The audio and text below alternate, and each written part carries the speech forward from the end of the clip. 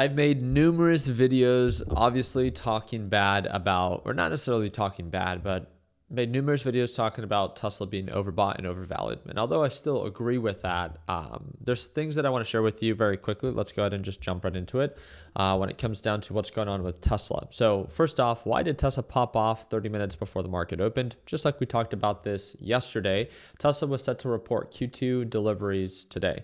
And market was already forecasting and factoring in lower deliveries. So that is why we saw a big push once they were reported, because they didn't exceed expectation, but they did come in a little bit better, or they did come in better than what was originally expected for them to, they were expected to miss by like 11%. They only missed by a little bit. So I think expected deliveries were 385K. They came in at 384.1K. So again, not bad at all. This is actually a really good sign for Tesla if these numbers are true.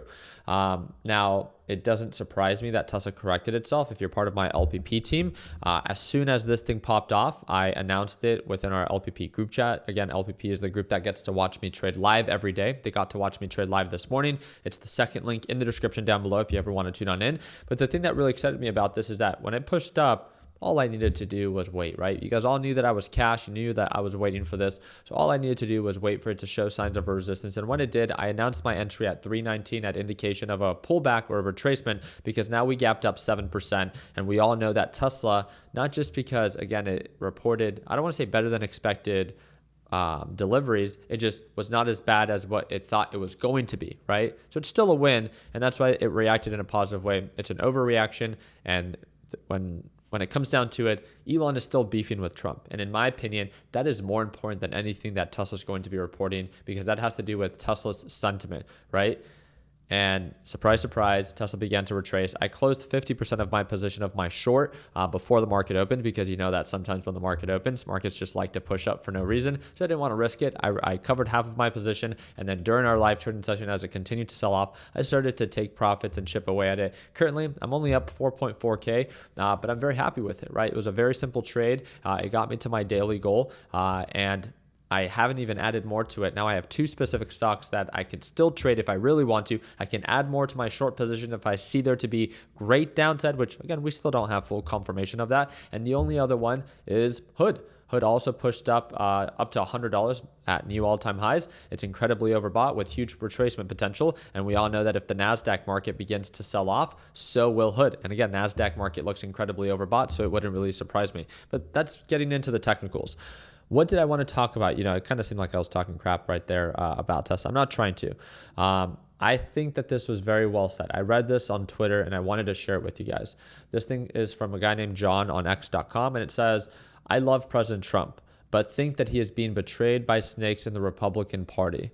This truth post doesn't make a lot of sense. First off, Elon didn't want EV subsidies, but said if other automakers are taking them, he would too. It just turns out that Tesla made better cars." And this is not an opinion. It is a fact. This is the part that baffles me. Is you guys know that I'm all about talking crap about Tesla when I think that it's overvalued. But there's nothing to talk crap about if there's a government program that every other automaker is taking advantage of. And Tesla is, of course, going to take advantage of it as well if others are as well, right? It gives them a competitive edge.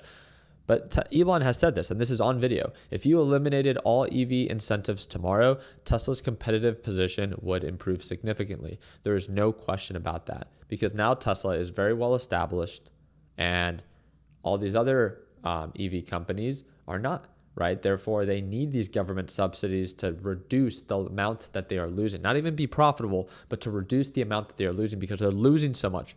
Tesla, to some degree, is profitable and can be profitable and has been profitable without these government subsidies. So again, if you were to remove these government subsidies, it would simply improve Tesla's position as an EV automaker. And again, that is not an opinion. That is a fact. If you see all these different EV manufacturers that are going under, and that is with government subsidies. Now imagine if you remove them. Very simple, right? Tesla took government money, but so did GM and Ford. The only difference is that Tesla paid theirs back with interest and ahead of schedule. General Motors and Ford never did. Boom. Like, again, I'm all about talking crap when something is overvalued. I still believe Tesla, based off of current events, is overvalued based off of fundamentally what it's delivering. But don't talk crap in areas. And again, this is what Trump does. The general public doesn't know this. So when he says, okay, well, I'll just cancel your tax credit, that's the only reason you're making money, buddy, like, that's not true, right? And if you think that that's true, then it shows how little you understand about how Tesla runs its business versus its competitive edge versus other EV manufacturers.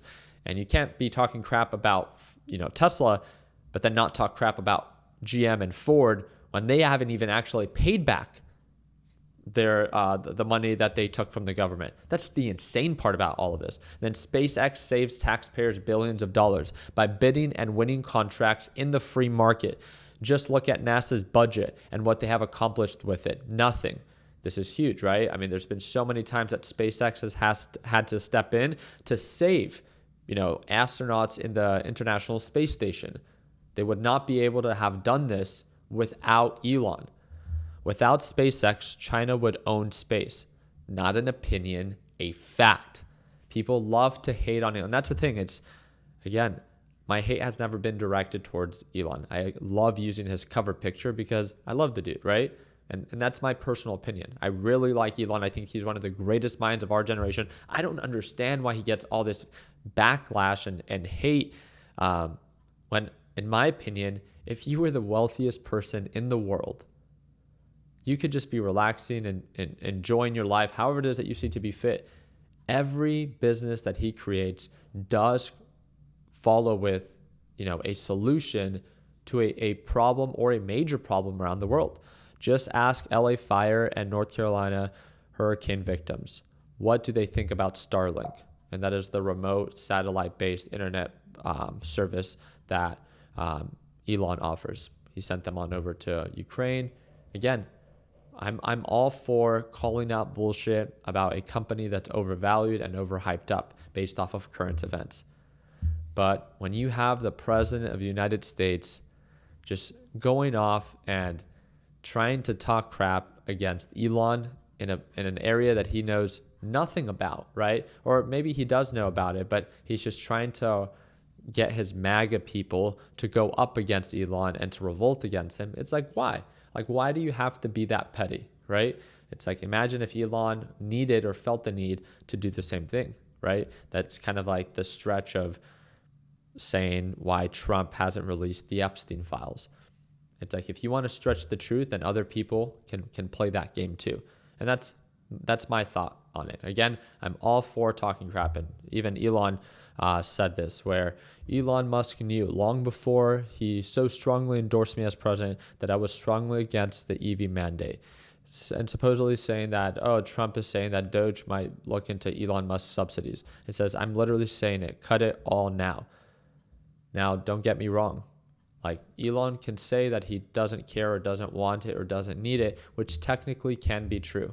Is it going to help Tesla by not having these government subsidies? Of course not.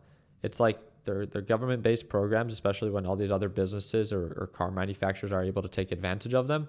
Why wouldn't Elon want them as well? But if they remove them, they better remove them for all U.S. manufacturers and not just Tesla, because then at that point, it just wouldn't make sense. It simply wouldn't be fair.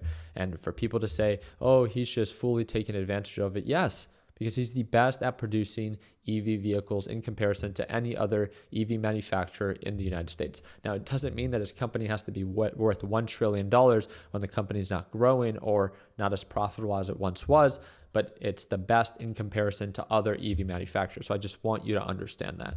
Okay. And I also want to provide you with an update. Trump also did announce a trade deal supposedly with Vietnam, which includes paying the U.S. 20% tariffs on all goods that are sent to the U.S. and 40% tariffs on transshipping. So they will, in return, they will impose 0% tariffs on U.S. products sold in Vietnam, which again, I don't think that's really, we don't really sell much to them. So and then some news on the deficit for the big beautiful bill. This is one that I did not understand. Supposedly Trump is saying that the U.S. deficit will be cut in half in anticipation of his big beautiful bill. I would love to learn more on how he came up with the number of adding $5 trillion to our current $37 trillion deficit. how in any way that would cut our deficit in half from 37 trillion to what? 18 trillion, right? I would love to see the math. I don't want to see theoreticals. I don't want to see opinions. I want to see the numbers because numbers don't lie. And I think that's complete bullshit. He's just trying to, again, persuade the public. So before you allow yourself to bend the knee just because you voted for the guy, remember, just because you vote for someone does not mean that you have to agree with every action, every comment that they make. It's okay to acknowledge that there are things that you can disagree with. Remember, don't allow these politicians to become your entire personality. It's disgusting. You're more than that. You're an individual, right? Even with the people that you love. You don't agree with everything that they do or say. So why would you do it with the president of the United States that doesn't even know that you exist? So again, very excited to follow up. Obviously not the best news when it comes down to Tesla. In my opinion, if Tesla stock, or if Elon wants Tesla to stop selling off, Elon needs to stop entertaining and beefing with Trump. It's as simple as that. And then at that point, Tesla can have the environment and the condition to begin to recover. I don't care about how it's really doing fundamentally. At least right now, I don't think a lot of people care based off of its price. It's still at $1 trillion market cap. I think what they really care about is stop beefing. And if the beef continues to happen, then more selling pressure to come. Just want to do my part in keeping you guys up to date. I hope that you can see this video in a level-headed way. And I'm very excited to follow up to see what ends up following through with Elon and with Tesla. So I'll do my part in keeping you guys up to date. I hope to see you for tomorrow's live trading session. If you want to tune on in, second link in the description down below. Like always, let's make sure that we end the year on a green note. Take care, team.